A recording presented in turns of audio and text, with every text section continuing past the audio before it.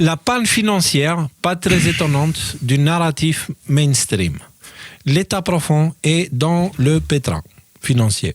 Toute leur structure pour maintenir le narratif est en train de s'effondrer à cause de ce que Trump et Musk font avec le département de l'efficacité gouvernementale. En anglais, ça donne Doji. En français, ça donne DEG. C'est bien aussi DEG. Ils sont DEG. Pendant les audits de différentes institutions américaines, les fonds sont bloqués temporairement et cela semble causer des problèmes inattendus qui révèlent des vérités surprenantes ou pas trop. La semaine passée, on a parlé des journalistes indépendants qui ne l'étaient pas vraiment. Okay? Les révélations sur ce sujet continuent, juste les nombres, les gars. Et ça, c'est intéressant. L'USAID a fait passer près d'un demi-milliard de dollars, donc 472,6 millions de dollars, par une ONG secrète financée par le gouvernement américain, Internews Network, IN, qui a travaillé avec 4291 médias, produisant en un an 4800 heures d'émissions, atteignant jusqu'à 778 millions de personnes et formant plus de 9000 journalistes avec des chiffres de 2023. Le Internews Network a également soutenu des initiatives de censure des médias sociaux. Surprenant. L'opération revendique des bureaux dans plus de 30 pays, dont les bureaux principaux aux États-Unis, à Londres et à Paris, ainsi que des sièges régionaux à Kiev, Bangkok et Nairobi. Cette institution est dirigée par Jeanne Bourgault. Okay? C'est une Française ? Les archives, apparemment. Les archives montrent que le conseil d'administration est coprésidé par la sécurocrate démocrate Richard J. Kessler et Simon Otis Cox, épouse du milliardaire d'NVIDIA Trench Cox, tous deux grands donateurs démocrates. En 2023, soutenu par Hillary Clinton, Bourgault a lancé un fonds Internews Network de 10 millions de dollars à la Clinton Global Initiative. La page de Internews Network montrant une photo de Bourgault à la CGI a également été supprimée.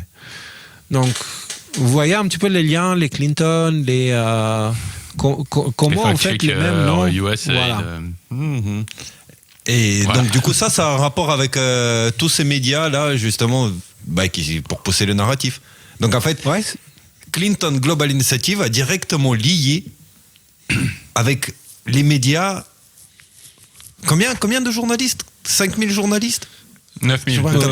9000 journalistes. Après, moi, je la prends pas comme ça cette nouvelle, parce que Clinton Global Initiative, en fait, ils ont récupéré du pognon. Eux, leur but, c'est d'absorber du pognon. Est-ce que Clinton Global Initiative, elle est liée au fact-checker ? Ils font partie de la même machine à laver du pognon. C'est-à-dire, il y a de l'argent là-haut, on le pique, et Clinton, il se débrouille. Voilà. Avec sa position, se débrouille toujours pour prendre sa petite com. Parce que voilà, les Clinton, c'est un peu les parrains, eux aussi, dans toute cette affaire. Donc, tu dois payer ton tribut. Ton tribut, ouais. Ouais. Voilà. Et donc du coup c'était assez intéressant de voir ça. On avait aussi parlé de NewsGuard et de leur rôle dans la protection du narratif mainstream depuis 2017. En gros, c'était l'institution qui désignait les cibles, c'est-à-dire NewsGuard, c'était ceux qui analysaient Internet et qui disaient ça c'est complotiste, ça c'est fact-checké. Et ils donnaient cette liste-là ensuite à toutes les institutions qui étaient censées combattre la désinformation pour censurer. NewsGuard, c'était vraiment le puits de merde de tout ce qu'on s'est pris dans la gueule en termes de narratif depuis 2020, depuis même 2017. Alors, maintenant que tout le monde sait ce que signifie le partenariat de USAID avec Newsweek, beaucoup sont en train de lyncher l'institution qui était une source conséquente de chiens de garde du narratif mainstream. Zero Hedge nous apprend que Microsoft abandonne NewsGuard financé par l'USAID après que Ted Cruz a commencé à creuser la question. Donc voilà, Microsoft qui sort de là, c'est quand même pas un petit joueur, Microsoft. Ils ont perdu Meta il y a un mois, les mecs. Je me souviens qu'ils étaient quand même en panique là, toute la fact-checkosphère, là, parce qu'ils ont perdu le financement de Meta. Donc Meta, Facebook, Instagram et compagnie quoi. Et là maintenant c'est un deuxième géant de la technologie qui les lâche. Donc il va falloir faire de la reconversion professionnelle, je pense. Je vais appeler William Orduro, lui dire s'il cherche du taf, on va l'embaucher, on va le mettre à nettoyer les salles de bain.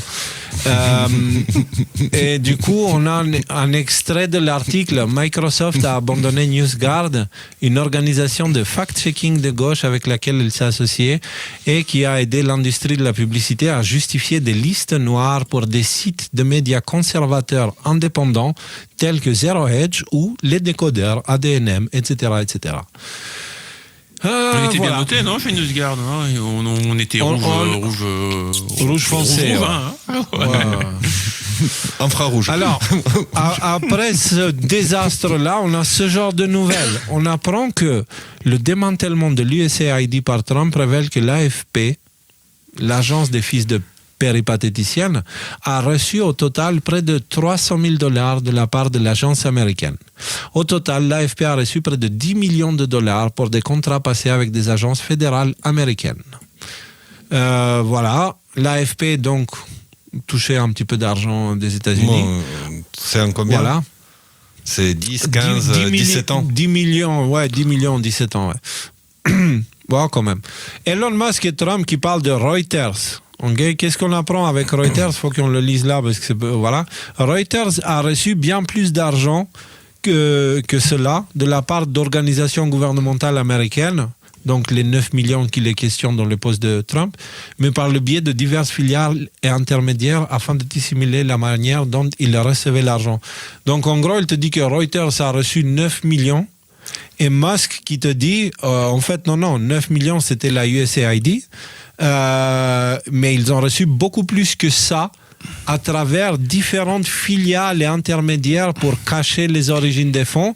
Donc, ouais, Rudy? Ben non, mais parce que là, c'est pas 9 millions en tout qu'ils ont, si tu mets le tweet directement de Trump, Thierry, s'il te plaît. Là, ils ont pris 9 millions pour financer une étude sur la tromperie de la population à grande échelle.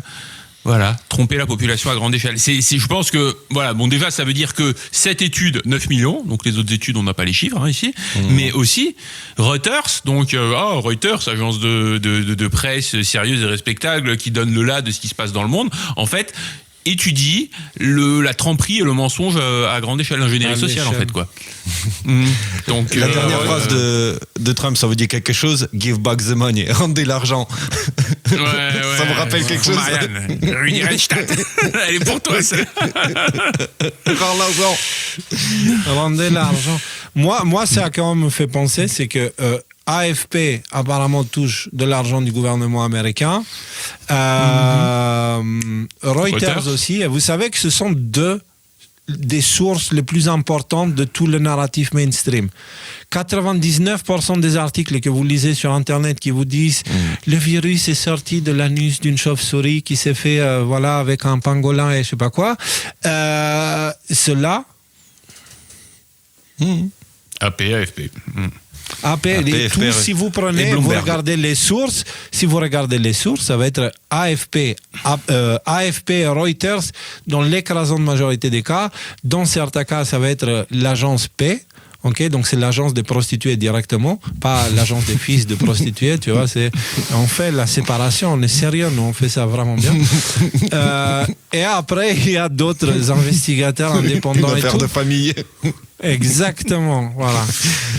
Mais on est là, hein, Apocalypse 17, allez lire, ça parle de prostituées et tout, donc on est à fond dedans. Mais on apprend ça.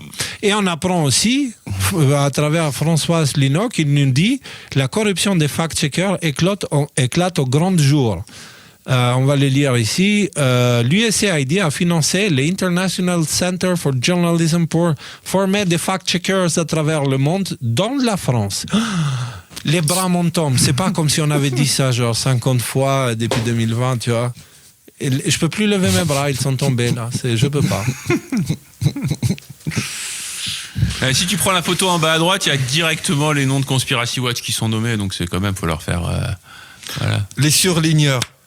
Vrai ou faux? Ah, attends, vrai ou faux? Julien... On a les effets spéciaux.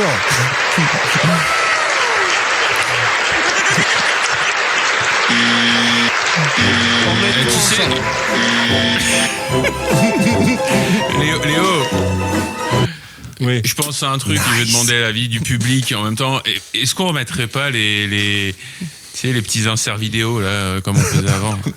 Il faut qu'on ait un logiciel plus efficace et que moi j'ai un bouton pour que je puisse le faire, parce que sinon Thierry il ne va pas pouvoir faire et l'émission et lancer, genre être attentif quand il lance les trucs. Tu mets Michel, tu mets Oduro sur les inserts vidéo. Sur le bouton. Il y a un truc à côté, quoi. Il n'est pas, les gars, il n'a pas le QI assez élevé pour pouvoir faire ce travail. Ça demande un QI supérieur. Donnez-nous votre avis sur les tweets. Voilà. On va faire un sondage. Non, mais blague à part, j'ai de la peine. J'ai de la peine. Je pense vraiment victime de l'arrogance. Bref. Voilà. Donc, les amis, on apprend ça maintenant. Hein. Voilà. C'est les fact-checkers et tout ça. Voilà. Quelle surprise. L'UE.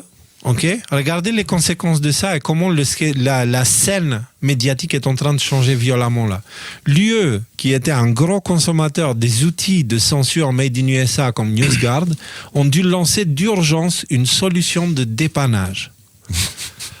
Affolés par le succès des médias alternatifs qui rejettent le politiquement correct, les médias du service public, France TV, Radio France et tout, lancent une alliance pour les faits, pour lutter contre la désinformation et enquêter sur les réseaux sociaux. Tellement 2021 ces mecs-là, mais c'est plus du tout à la mode, quoi. Faut aller sur TikTok, les gars, maintenant. Ils me font penser aux Polonais, tu sais, qui ont lancé la cavalerie contre les tanks. C'est fini maintenant. C'est ça, Et sans déconner, si vous jetez un coup d'œil sur qui sont leurs membres, Thierry, partageage de l'écran, vous allez voir, il n'y a plus les grands trucs passerelles d'argent des États-Unis là. C'est principalement Commonwealth, tu vois, et Union européenne. Il y a le Botswana quand même. Ouais, il y a Botswana. le Ghana aussi, mais ouais. Grand pays de liberté d'expression. C'est Ghana CNN, aussi, c'est BBC, pareil. PBS, ouais, bon, il y a les gros anglo-saxons. Voilà. Mais en gros, les Américains, ils semblent s'être retirés de toute la machine de censure et tout ça, et en panique totale, l'Union européenne a lancé son truc, ils ont appelé ça Alliance pour les faits. Ouais, voilà. Oui. Ouais. Non mais vous rendez compte, et ça c'est une version bancale parce que ces gens-là ils étaient habitués à suivre des ordres, mais il n'y a plus d'ordre qui arrive, et donc ils construisent un truc maintenant pour se cacher eux-mêmes en fait, pour essayer de camoufler leurs traces, quoi. Mais ils ont aucune compétence technologique, ces gens-là, donc ça va nous donner une espèce de fiasco. Déjà, ça battait de l'aile, hein, quand même, NewsGuard et compagnie. Mais bon, tiens, le framework Disarm, ça avait de la gueule quand même. Tu vois, les gens, ils avaient bossé quand même, quoi. Tu vois, voilà. Là, ça va être compliqué, hein, pour Radio France là. Attends. Non mais s'ils n'ont plus accès au big data, tu vois, comme c'est le cas avec les États-Unis, s'ils n'ont pas accès à tous ces dispositifs qui leur permettent de l'analyse, donc du coup de l'anticipation et également de la production de logiciels et tout ça, qu'est-ce qu'ils vont faire? Ils sont détachés de tout, à part faire les bouteilles là avec les bouchons détachables. Je veux dire, et les pailles. Non mais Léo, je t'envoie un truc sur notre chat perso. C'est une source infiable, hein. C'est c'est moi. Non, c'est pas moi. Donc la House du, bon, en gros, le parti républicain, enfin la commission du parti républicain qui s'occupe du droit. Voilà. Qu'est-ce qu'ils nous disent? Attends, vas-y, je te fais du DeepL. Tu as déjà fait du DeepL, toi, t'as le raccourci, moi je l'ai pas installé. Hop là. Donc, l'Europe demande aux grandes entreprises américaines de censurer globalement. Avec l'adoption de nouvelles lois sur la censure, l'Union européenne peut désormais contraindre les entreprises américaines à supprimer des messages dans le monde entier, y compris aux États-Unis. Et tout ceci, évidemment, au nom de la liberté d'expression. Et le truc, c'est que même si les faits désinformation. Même si les faits ne se sont pas produits en Union européenne, ils s'approprient le droit de faire ça. Donc à mon avis, ça va pas passer. Mais on voit quand même que là, ça sent la panique. Imagine, il s'est passé un truc en Angleterre, Ok, en Angleterre, oui, l'Union européenne. Il s'est passé un truc au Botswana. L'Union européenne peut se dire non, tous les postes là qui parlent de ça, vous me les faites sauter. En tout cas, c'est ça qu'ils voudraient faire. Donc ça risque d'être compliqué. À mon avis, ça va pas passer tout seul. Attends, parce que ça, c'était que le titre, hein, un peu plus loin, parce que c'est un thread. Un peu plus loin, on peut lire. Il arrive même que la Commission européenne prenne contact avec vous avant que l'événement ne se produise. En août 2024, le commissaire européen Thierry Breton, à l'époque en charge de la loi de censure de l'UE, les gars, c'est le House Judiciary GOP qui le dit, hein. Le Digital Service Act, DSA, a envoyé une lettre de menace à X avant l'interview d'Elon Musk avec le président Trump. Donc, en gros, c'est même pas on combat la désinformation, c'est genre on protège un narratif et d'avance, on va vous dire de fermer vos gueules si on pense que ce que vous allez dire ne va pas dans notre sens. Les gars, on est dans le Parlement américain, là. On est dans le système judiciaire américain, je veux dire, qui fait des commentaires comme ça, qui tacle Thierry Breton au niveau des oreilles, tu vois, avec les deux jambes. Et ça a changé les temps. C'est plus nous seuls qui nous plaignons de ça, tu vois. L'Union européenne, je parle effectivement de l'Union européenne, c'est comme un enclos, d'accord, dans lequel se sont retrouvés tout un tas de pays complètement isolés du reste du monde, isolés diplomatiquement de la Chine, de la Russie, des États-Unis, du Brésil, enfin de tous les pays. Trump, il ignore d'une manière ultra flagrante, il ignore Ursula von der Leyen, la Commission européenne et tout le monde, et la Commission européenne, il leur demande encore quelque chose. Il ne les considère même pas comme des politiciens. Attends, tu vas voir la branlée qu'on s'est prise en Union européenne là, à la conférence de Munich là. C'était